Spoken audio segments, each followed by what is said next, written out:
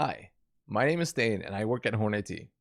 Today I want to talk about Microsoft Teams, a tool that has made my working from home experience a lot easier.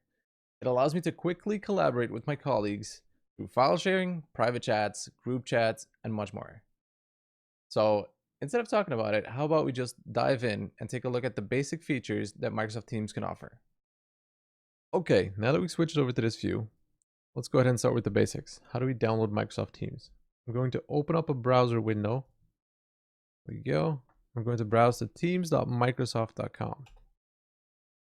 This will ask you to sign in with your Microsoft account. Note that you do need a Microsoft account. This will not work with a Gmail account. Let's go ahead and log in here. Enter our password. It will ask if you want to stay signed in. Let's go ahead and click yes. And then we get to this screen. Now we have two options. We can download the Windows app, which I already have installed on this desktop, or we can use the web app instead. Let's go ahead and use the web app. Once you're in here, the first pop-up will be, hey, do you want to turn on notifications? I like to turn those off. That's personal preference. Let's go ahead and do that.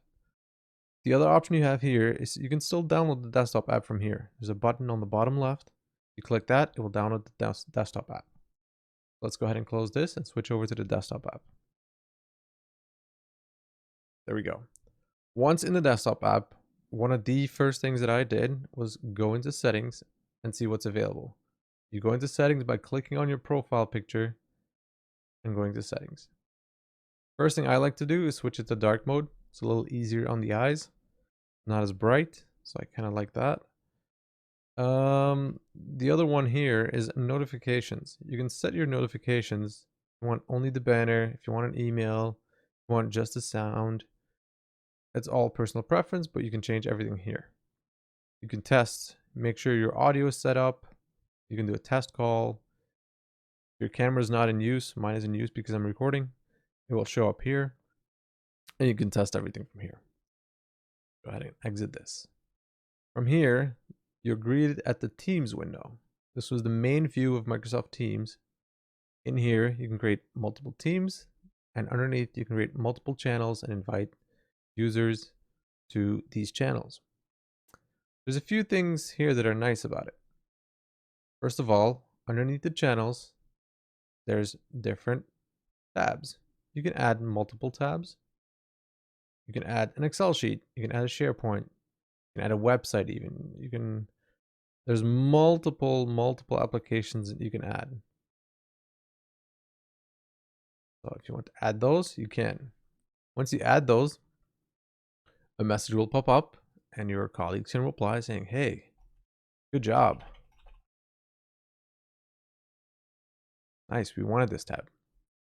Okay, so from here on out, every single channel will have an email address assigned to it.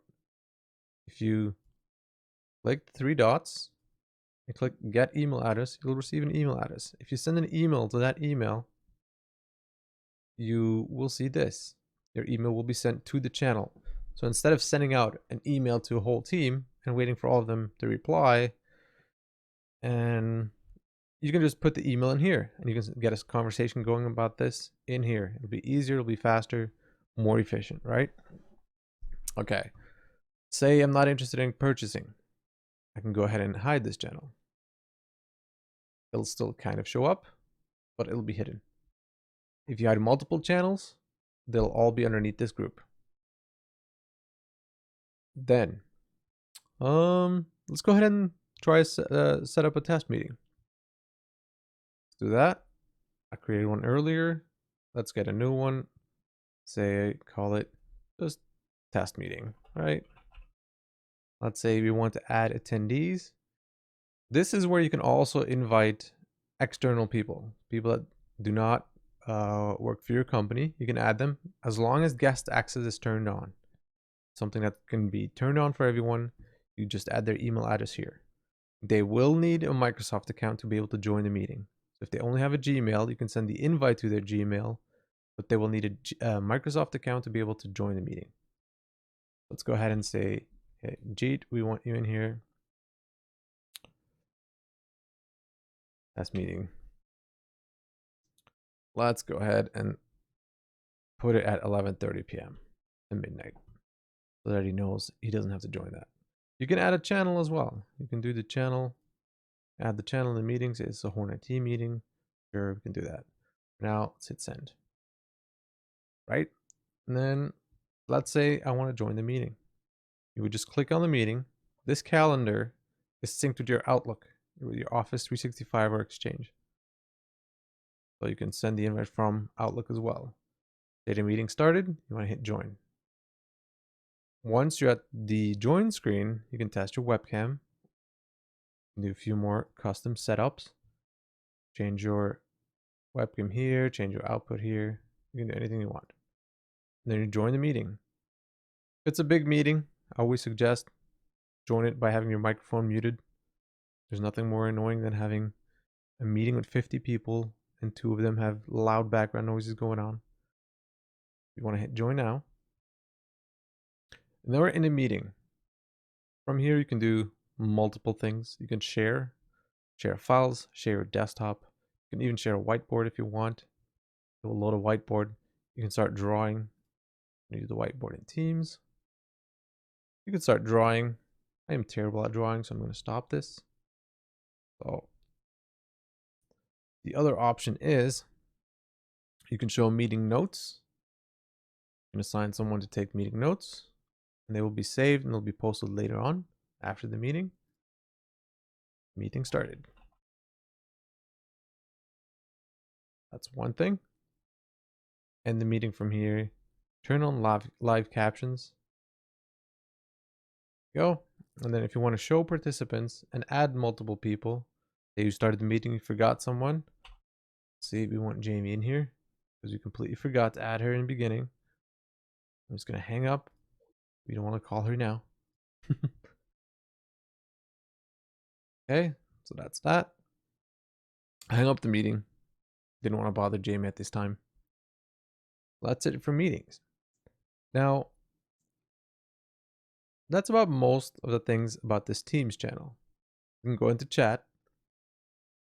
You can do multiple chats, multiple people. Say, I have a chat with Jamie and Jeet that I always do. And I can never find it on the left side. It does get a little crowded sometimes. Let's rename it. Say, favorite group chat. Right? A little easier now for me to find instead of just having names. Say, Stijn shared something useful. This is important info, don't lose it. Once you get so many messages that this fills up, if you don't save your messages, you will lose them, you'll never find them again. There is a search window that you can use, but easier way is to highlight the message, click on the 3 dots, and hit I already saved it, so let me unsave, and hit click save this message. What that does is it creates a list of all the saved messages that you can access by going through your profile and clicking on saved. And then that message will appear. If someone linked a good how-to, a file that's important, you can save it. Okay. Let's go ahead and unsave this. Go back to chats. Another thing is, let's say you want to just search.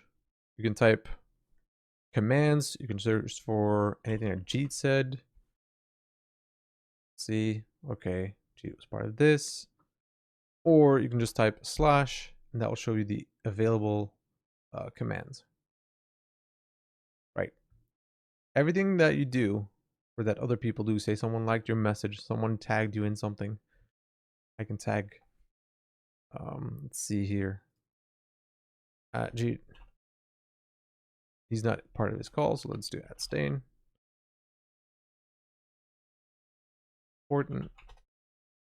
Now I will get a notification that this message popped up, so I'll be notified. It'll show up in my activity. If I would go to activity on my own account, I would see this message here. And you can even filter here as well. Say I want to only see messages from Jeet, you would type in Jeet. No matches because I don't have activity going, but that's where it will show up. Other than that, we did the test meeting, we did the teams, we did the commands. I think we got most of it. You can do direct calls. Calling is definitely one of the options I use a lot. If I want to call Jeet, I can just go ahead and click call. It's a lot easier. It's a lot faster than email sometimes. Email is technically really inefficient, so I like to use Teams, faster messaging. It does save all your messages. There's no limit. It's not like it will only save your messages for a week. It's indefinite. That's all good. And that's it. Those were some of the basic tips and things that Microsoft Teams has to offer. That was it. I hope you liked it. If you do have more questions about Microsoft Teams or you just want to talk to us, you can always send us an email at info@horn-it.com, or you can reach us at 416-421-1085 extension 3 will get you through to sales. Thanks for watching. Bye-bye.